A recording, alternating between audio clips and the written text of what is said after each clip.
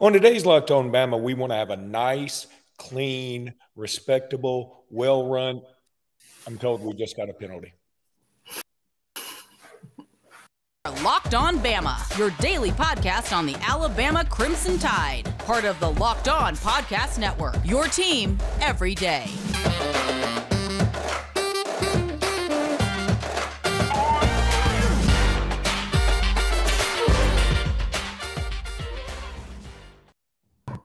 Hey, everybody, and welcome back into Locked On Bama. Luke Robinson, that's me. Jimmy Stein, that's him. Jimmy, do I dare ask how you are today?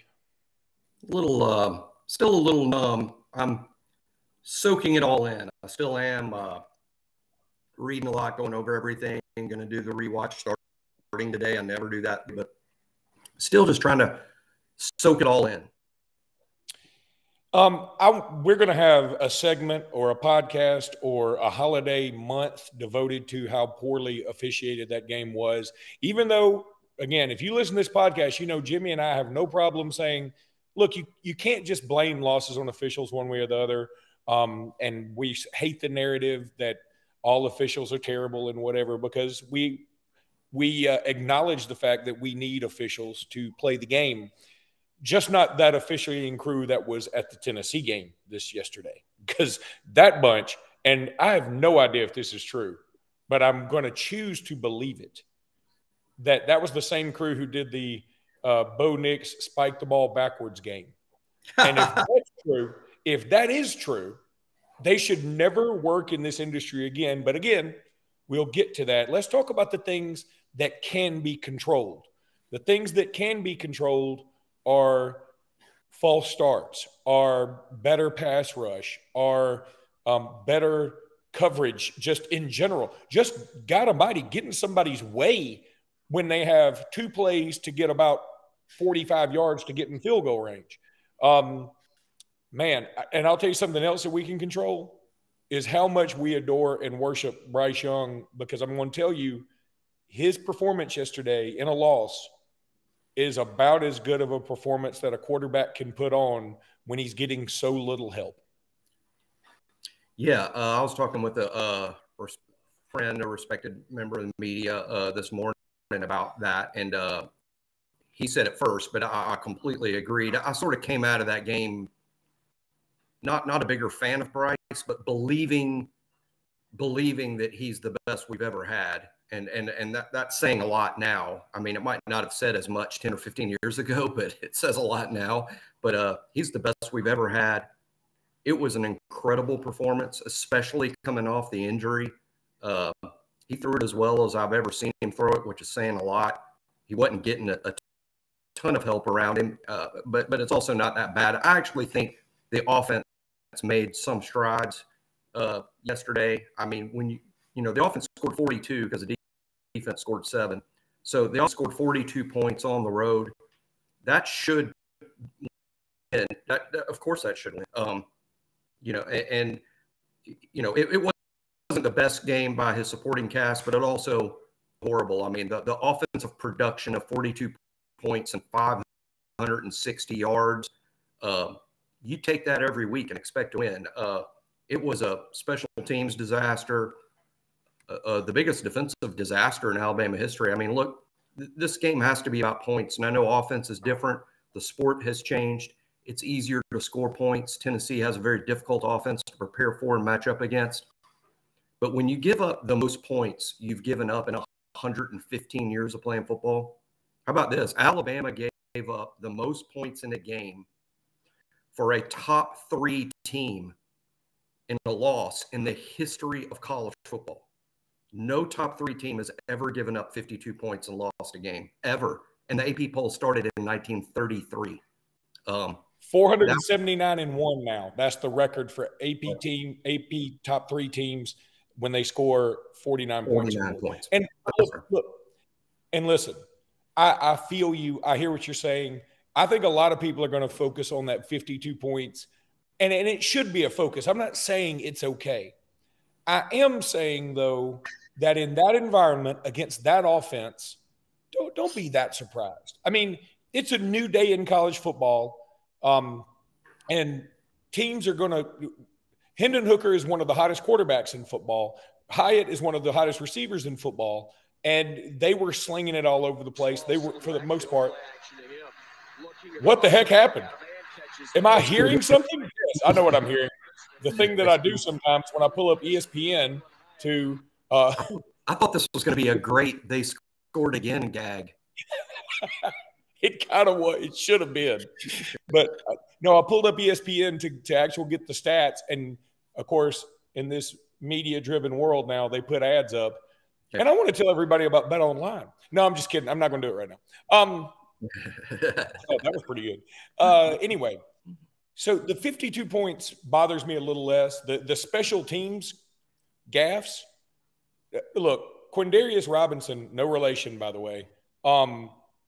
How do you do what you did?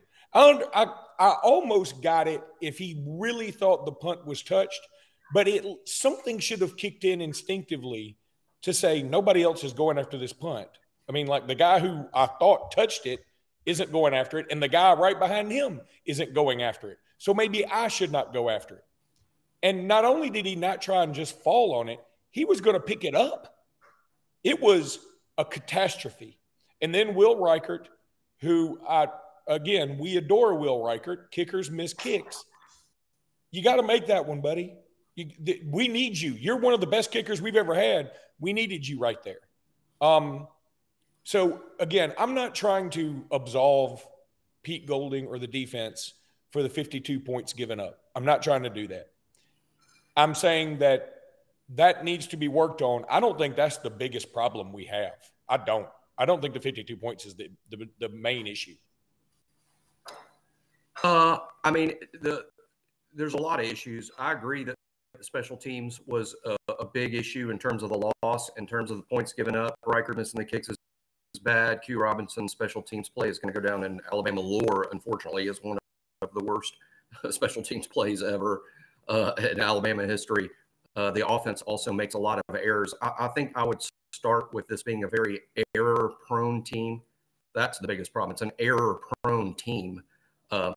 But, you know, another focus is that was one game. Now we've played, seven?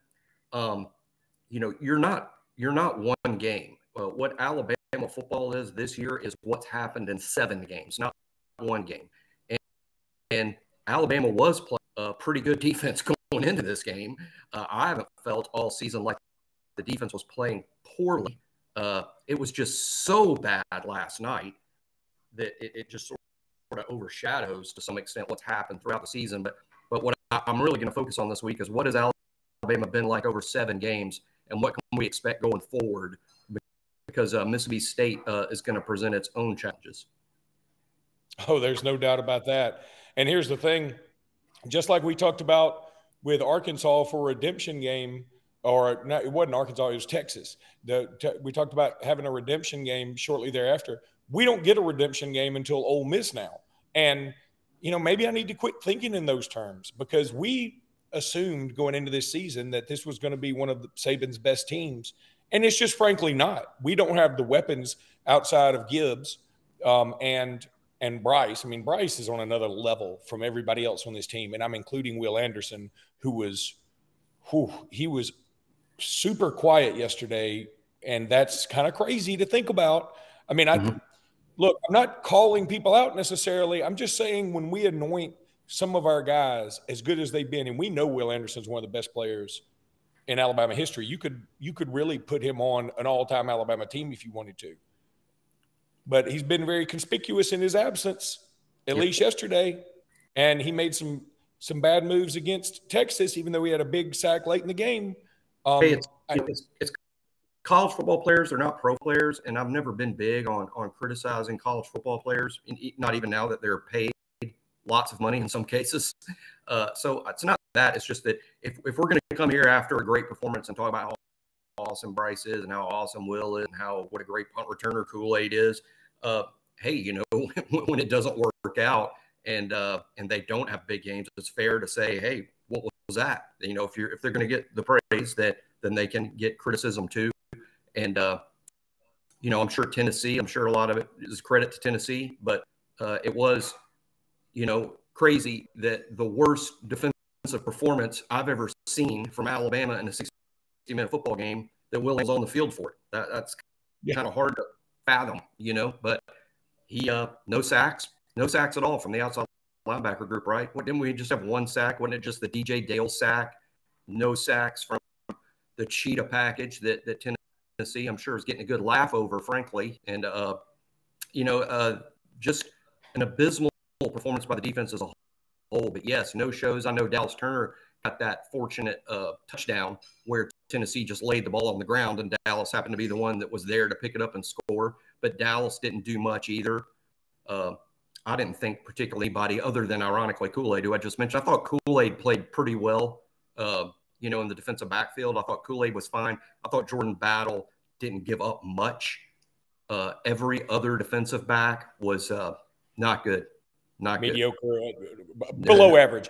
And in fact, we're probably hailing Kool-Aid as a hero if that terrible pass interference call had made, which just isn't pass interference. It's just not. But whatever. We'll get to that in a minute. I do need to tell everybody about Simply Safe for real this time. I do need to tell you about Simply Safe. It is an awesome sponsor that we have now. We truly appreciate them. That we're so happy to have them on board. And I got to tell you a little bit about them. The numbers don't lie. In the last decade, over 4 million people have chosen Simply Safe Home Security to protect their home. If you don't earn the trust of that many people without doing something right, at Simply Safe, your safety is the only thing that matters. It's the only thing. I know because I use Simply Safe right here in our house where I'm doing this podcast. They protect you with cutting edge security technology powered by 24/7 professional monitoring agents and who always have your back. That's why I love it. My wife had an incident like a year ago. It turned out to be a big nothing burger, but you feel so much better that you have a security system like this. I mean, I've got a young child here. I've got a Morky Poo. Don't want anything happen to them or my wife or my stuff. And Simply Safe was there to help us get through it. And it was really just awesome to know that they're protecting everything. Customize the perfect system for your home in just a few minutes at simplysafe.com/lockedoncollege. Save 20% on your Simply Safe security system when you sign up for an interactive monitoring plan and get your first month free. Visit simplysafe.com/lockedoncollege to learn more. There's no safe like Simply Safe.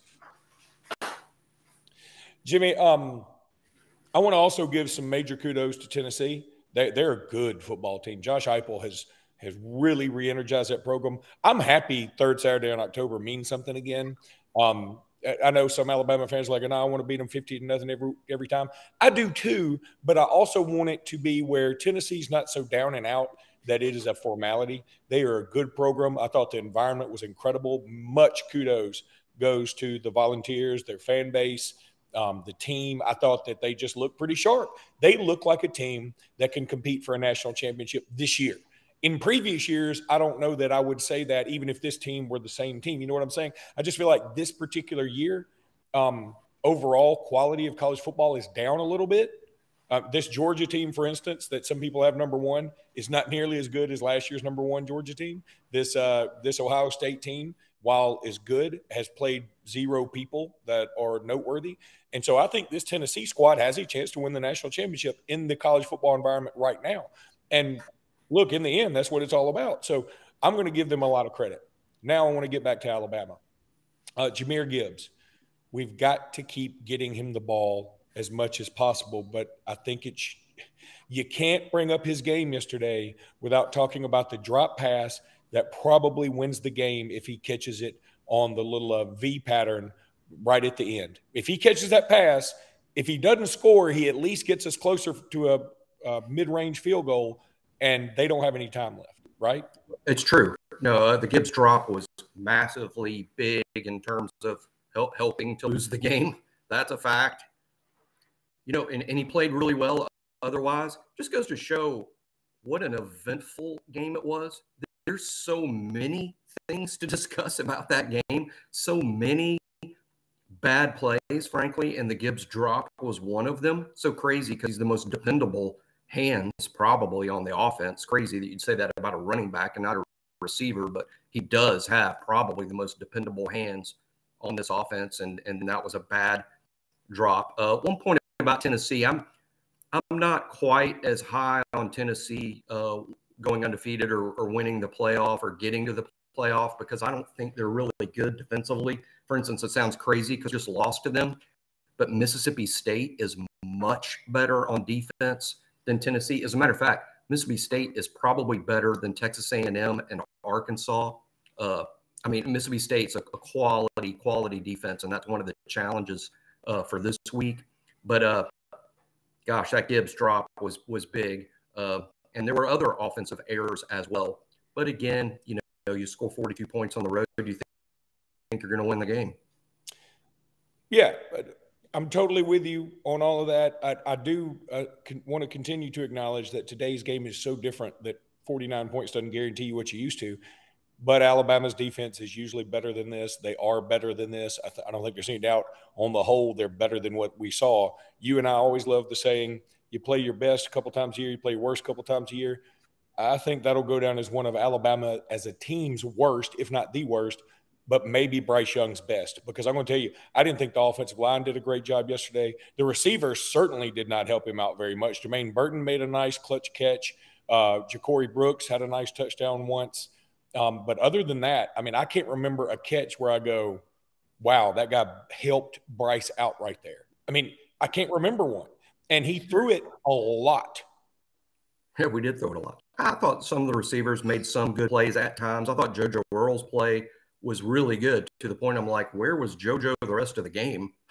Because the one big play that he was in on was a big play in the game that helped a lot. But then I think that was the only ball he caught, the whole game. Burton made the one good play. Ja'Cory Brooks made several good catches. I like where the young receivers are. Kobe Prentice had a nice game. Isaiah Bond had one, the prettiest pass play of the game, I thought, was the Bryce to Isaiah Bond play. Was just an absolutely perfect pass and catch. Latu had a very productive game catching the ball. I'm going to have to watch the rewatch to look at his blocking, which may not have been very good, which sort of ruins it regardless of how many catches he's made. But again, I want to watch the rewatch before I'm adamant about that. But Latu did have a very productive game catching the ball. And then, but defensively, that's just not good. I think we'll see what happens at the end of this season. And again, I want to judge the defense over 12 games, not one game. Again, very fair. And let's also say that when I woke up this morning, I was still mad about all of it. But we had a big party at my house because I turned 50 next week. So we had the party this week, and we had a bunch of people over here watching it. And, it sort of put a damper on the day for the most part. Happy birthday to me. But anyway, I thought about this. Every time I woke up in the middle of the night, I'm 50, so I wake up in the middle of the night a lot. I was thinking about this game and God, it just makes me so irritated. But then finally, when I woke up the last time this morning, I thought, we still kind of control our own destiny. If Alabama wins out, they're going to the national championship game. So, all is not lost. And frankly, Nick Saban's only finished undefeated twice in Alabama. So, I think that we just need to let this thing move on. It's okay to be mad about it, and it's okay to have a lot of things to work on. And we certainly made more than our fair share of mistakes that need correction. But when you look at the remainder of our schedule, even though it's an undefeated Ole Miss on the schedule, I watched them play Auburn yesterday, and Auburn could again. If Robbie Ashford can look that good against Ole Miss, what in the heck is Bryce Young going to look like? So I feel pretty good about it. Let me go ahead and tell everybody about Bet Online, and then I want us to have a segment on officials, and then I want to bury it because I'll tell you why here in just a minute. But right now, I want to tell you about Bet Online. This is the absolute best place to get that bet in. You know it. I know it. It's not a secret anymore. Everybody knows how good Bet Online is, right? Do I need to tell you anymore? BetOnline.net is your number one source for all football betting info this season. Find all the latest player developments, team matchup news, podcast, and in-depth articles and analysis from every game you can find. And as always, BetOnline remains your continued source for all your sports wagering information with the live betting and up-to-the-minute scores for every single sport that's out there. The fastest and easiest way to check in on all your favorite games and events, including MLB, MMA, boxing, and golf. Head to BetOnline today, BetOnline.net today, or use your mobile device to learn more. BetOnline is where the game starts. Jimmy, I'm one of those, everybody's got something they really can't stand, right? I mean, some people can't stand people that chew with their mouth open. Some people can't stand it when people are notoriously late to every single thing they go to. I don't like those things, but I really don't like hypocrisy. So I have to be very careful about myself here, not to be too much of a hypocrite when I go off on these officials like I'm about to, because I'm also a big proponent of, hey, you got to play through it. Whatever it is, if an official calls too many fouls in basketball, if an umpire has too weird of a strike zone, if the officials don't understand how to count to 4 in a football game, you got to work through it. The problem is yesterday, there weren't just 1 or 2 questionable calls. There was a litany of bad moments for those officials, from not knowing that they've played 4 downs to literally reviewing the game. I mean, they didn't even need review. They just needed a DVR to go, hey, how many downs has Tennessee had? That I've never seen that in my life. I've never seen where the officials lose track of the number of downs and have to use replay to figure it out because none of them can count to 4. Colorado might and Missouri might take issue with that, but that was a long time ago before review. So that was horrible. The pass interference where Kool-Aid had the unbelievable return is just a bad football call. And I can live with you're going to make a bad PI judgment call. I could live with that. Then where was the call that should have been made on Isaiah Bond where he got grabbed in the face mask and taken down and it wasn't called?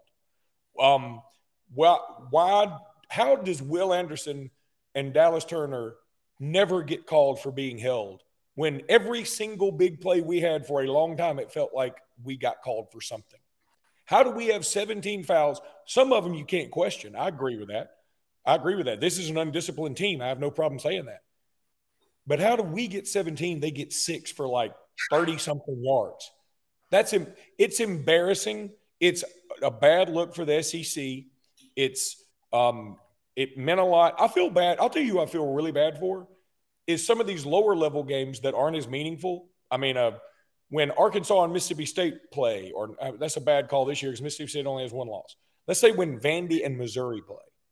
When one of them gets jobbed because if these officials that went to our game are the best the league has to offer, holy cow, what brain damaged, one-eyed, one-legged men are they sending out there to referee those games? If that was the best the SEC has to offer, they have to reevaluate everything. Because, again, I have no problem saying if you get called for PI and you think it shouldn't be, fine.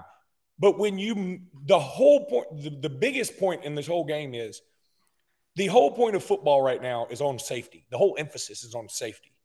Bryce Young was obviously, undoubtedly targeted yesterday on one very clear play. Bryce Young, who is, again, and you say size shouldn't matter in this, but Bryce Young is not even 6 feet.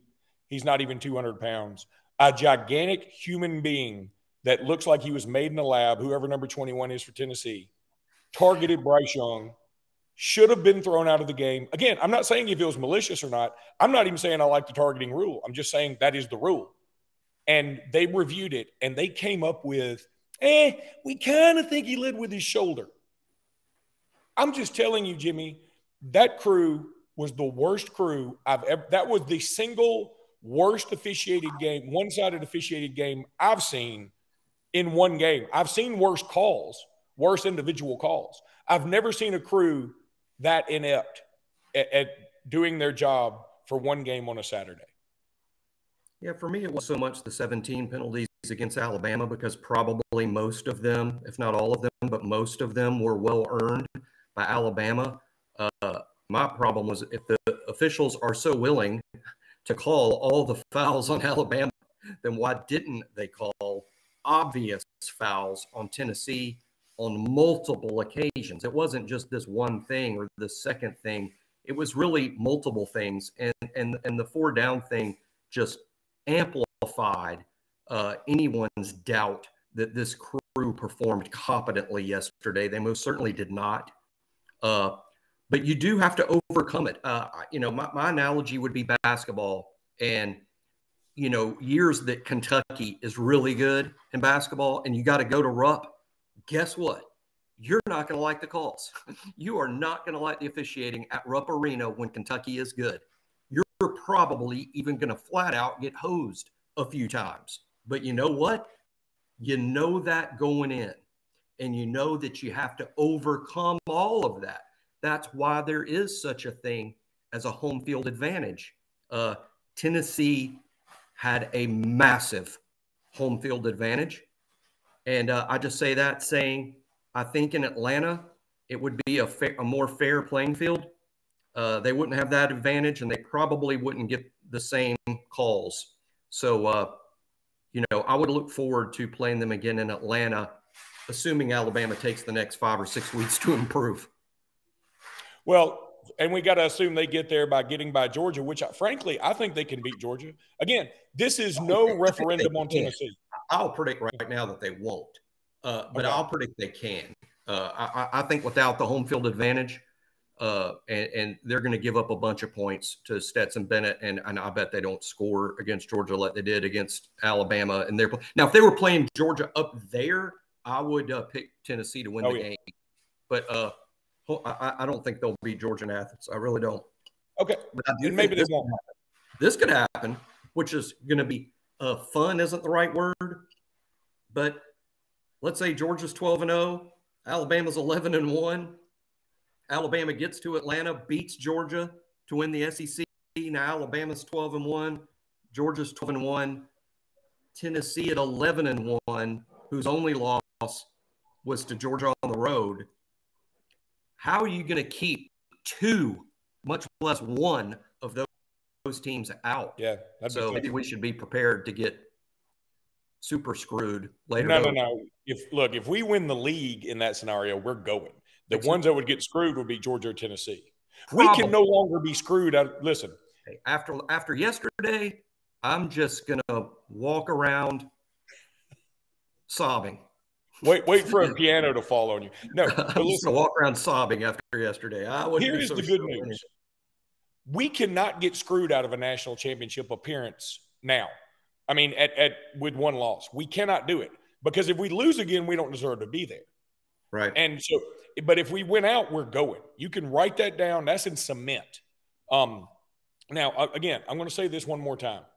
This is not a referendum on Tennessee. I am not mad at Tennessee. The W is the W. It always will be the W. It'll go down in history as a W. I don't want any Tennessee fan to think that I'm suggesting that Tennessee paid the refs or none of that stuff. I think these refs are incompetent. I think they got caught up in the moment. When the other thing, even if you think wrongly that what happened at the end zone when Kool-Aid made the interception was pass interference, it wasn't, but let's just say you think it was.